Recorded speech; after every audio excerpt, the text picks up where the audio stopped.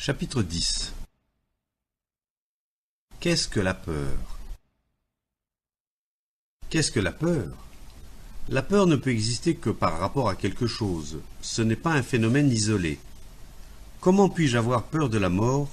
Comment puis-je redouter ce que je ne connais pas? Je ne peux avoir peur que de ce que je connais.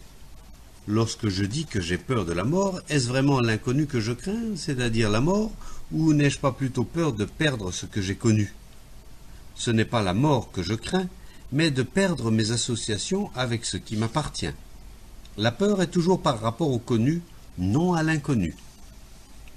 Je m'interroge maintenant sur comment me libérer de la peur du connu, c'est-à-dire la peur de perdre ma famille, ma réputation, mon caractère, mon compte en banque, mes appétits et le reste.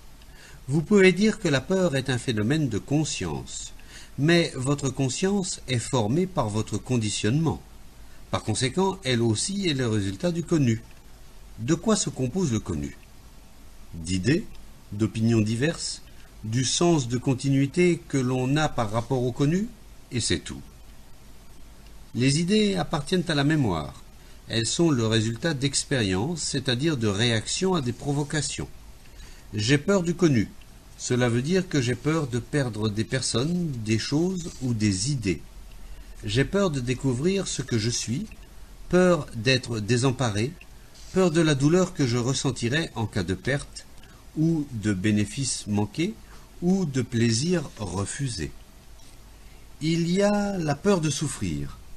La douleur physique est une réaction nerveuse, mais la douleur psychologique surgit lorsque je m'accroche à des choses qui me sont agréables, car je redoute alors tout ce qui pourrait m'en priver.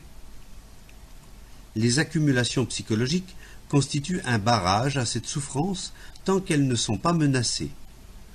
Je suis un paquet d'accumulations et d'expériences qui s'opposent à tout ce qui pourrait les déranger. Je refuse de me laisser déranger, donc j'ai peur, et c'est du connu que j'ai peur, de ces accumulations physiques et psychologiques dont je me suis entouré pour écarter la douleur ou pour empêcher l'affliction de se produire. Mais l'affliction est incluse dans le processus même de ces accumulations destinées à éviter la souffrance psychologique.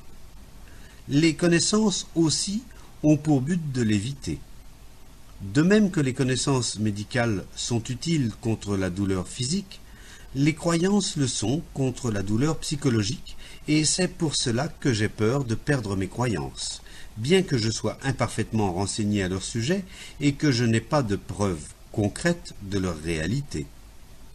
Il peut m'arriver de rejeter certaines croyances traditionnelles qui m'avaient été inculquées et de m'appuyer sur une expérience personnelle qui m'éclaire et me donne confiance en moi. Mais ces croyances et cette expérience sont de même nature. Ce sont des moyens d'éloigner la douleur. La peur existe donc tant qu'il y a accumulation du connu, laquelle engendre la crainte que l'on a de la perdre. La peur est une souffrance. Ainsi, mon intention au cours du processus d'accumulation est d'éloigner la souffrance, mais celle-ci est inhérente à ce processus. Le principe de la défense engendre l'offense. Je veux une sécurité physique, donc je crée un État souverain, lequel a besoin de forces armées, qui implique la guerre, qui détruit la sécurité. Partout où existe un désir de se protéger, la peur surgit. Lorsque je vois que ces protections sont illusoires, je cesse d'accumuler. Si vous me dites que vous vous rendez compte qu'accumuler est une erreur, mais que vous ne pouvez pas vous empêcher de le faire, c'est que vous ne voyez pas la souffrance que cela implique. Mon fils meurt et je crois à la réincarnation afin de calmer ma souffrance psychologique. Mais le processus même de la croyance comporte le doute. Extérieurement, j'accumule des objets et j'engendre la guerre. Intérieurement, j'accumule des croyances et j'engendre la douleur. Tant que je veux une sécurité, un compte en banque, des plaisirs, etc., tant que je veux devenir quelque chose, physiologiquement ou psychologiquement, La douleur est inévitablement engendrée par tout ce que je fais pour l'écarter. La peur survient aussitôt que je désire vivre selon un mode déterminé. Vivre sans peur, c'est vivre sans se fixer dans la nécessité d'un cadre particulier. Lorsque j'ai le désir de vivre d'une façon particulière, ce désir même est une source de crainte. Ma difficulté est mon désir de vivre d'une certaine façon. Puis-je briser ce cadre? Je ne peux le faire que lorsque je vois la vérité, qui est que le cadre fait naître la crainte et que celle-ci renforce le cadre. Si je dis que je veux briser le cadre parce que je veux m'affranchir de la peur, je ne fais qu'adopter un nouveau cadre, lequel fait naître une nouvelle peur. Toute action de ma part, basée sur le désir de briser le cadre, ne fera que créer un nouveau cadre, donc de nouvelles craintes. Comment puis-je briser le cadre sans faire naître une nouvelle peur, c'est-à-dire sans exercer sur ce cadre aucune action, consciente ou inconsciente?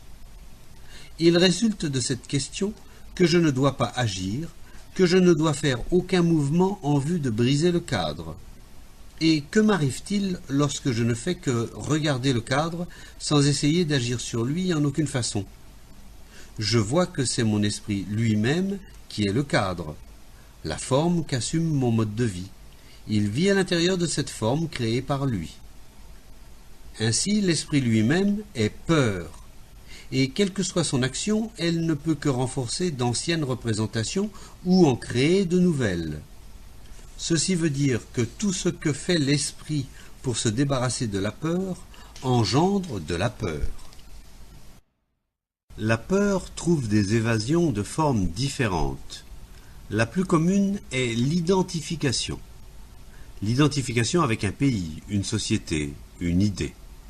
N'avez-vous pas observé la façon dont vous réagissez lorsque vous assistez à un défilé militaire ou à une procession religieuse, ou lorsque votre pays est sous le coup d'une invasion? Vous vous identifiez à un pays, à un être, à une idéologie. En d'autres occasions, vous vous identifiez avec votre enfant, avec votre femme, avec telle ou telle forme d'action ou d'inaction. L'identification est un processus d'oubli de soi. Tant que je suis conscient du moi, je sais qu'il y a là de la souffrance, des conflits, une peur incessante. Mais si je peux m'identifier à quelque chose de grand et de réellement valable, tel que la beauté, la vie, la vérité, la croyance, la connaissance, ne serait-ce que temporairement, j'échappe au moi, n'est-ce pas? Si je parle de mon pays, je m'oublie pour un temps. Si je parle de Dieu, je m'oublie. Si je peux m'identifier avec ma famille, avec un groupe, un parti, une idéologie, je jouis d'une évasion temporaire. L'identification est donc une façon de fuir le moi, tout comme la vertu est une façon de le fuir. Je parle de l'homme qui poursuit la vertu. Il s'évade du moi et son esprit étroit n'est pas un esprit vertueux, car la vertu ne peut être l'objet d'une poursuite. Plus on cherche à devenir vertueux, plus on renforce le soi, le moi. La peur, qui est commune à la plupart d'entre nous sous différentes formes, doit toujours trouver quelque déguisement et par conséquent alimenter notre conflit intérieur. Plus vous vous identifiez à l'un de ces déguisements, plus vous développez la force en vous de vous accrocher à ce pourquoi vous êtes prêt à combattre et mourir. Car derrière ce déguisement est la peur. Savez-vous maintenant ce qu'est la peur? N'est-ce point la non-acceptation de ce qui est? Il nous faut comprendre le mot acceptation. Je ne l'emploie pas dans le sens d'un effort que l'on peut faire pour accepter. Il n'est pas question de vouloir ou non accepter ce qui est, car c'est alors que je fais intervenir le processus d'acceptation. Je disais que la peur est la non-acceptation de ce qui est. Or, comment puis-je, moi qui suis un paquet de toutes ces réactions, de ces réponses, souvenirs, espoir, dépression et frustration, moi qui ne suis que le mouvement d'une conscience bloquée, comment puis-je aller au-delà? L'esprit peut-il même être conscient sans ce blocage? Nous savons quelle joie il y a lorsque ces résistances sont absentes. Ne connaissez-vous pas la joie d'un corps en parfaite santé, en état de bien-être?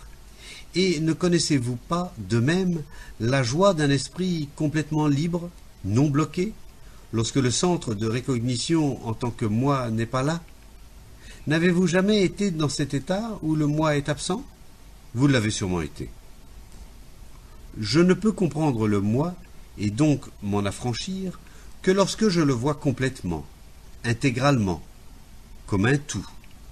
Et cela ne m'est possible que si je comprends le processus total de toute activité engendrée par le désir, lequel est l'expression de la pensée, car la pensée n'est pas différente du désir, sans la justifier, ni la condamner, ni la refouler. Ce n'est qu'après avoir compris cela que je pourrais savoir s'il existe une possibilité d'aller au-delà des restrictions du moi.